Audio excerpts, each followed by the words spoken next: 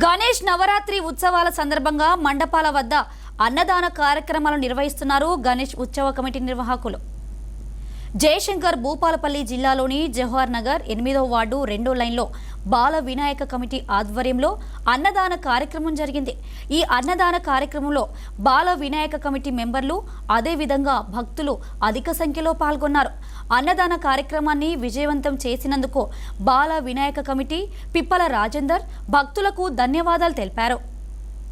4వ రోజు అన్నదాన కార్యక్రమం ఈ జవహర్ నగర్ కాలనీ 2వ లైన్లో కాలనీ వాసులు సహకారంతో ఈ కమిటీ సభ్యులు అందరూ ఈరోజు అన్నదానం చేయడం జరిగింది.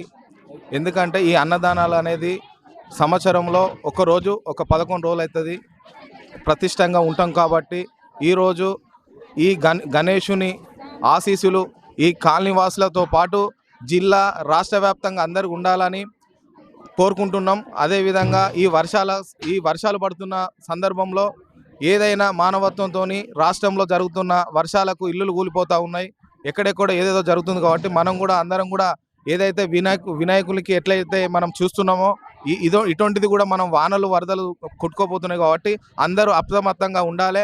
వానలు కురిసినప్పుడు బయటికి పోవద్దు, కరెంటులకు కూడా దూరంగా ఉండాలని మేము కోరుకుంటూ ఉన్నాం.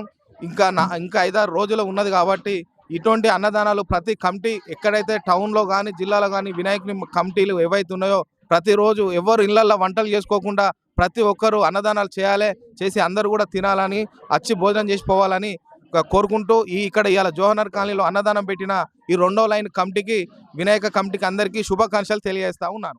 ఈరోజు 8వ వార్డు జవహర్ నగర్ కాలనీలో మరి 2వ లైన్లో అన్నదానం చేస్తున్న కమిటీ సభ్యులందరికీ మా యొక్క నమస్కారాలు.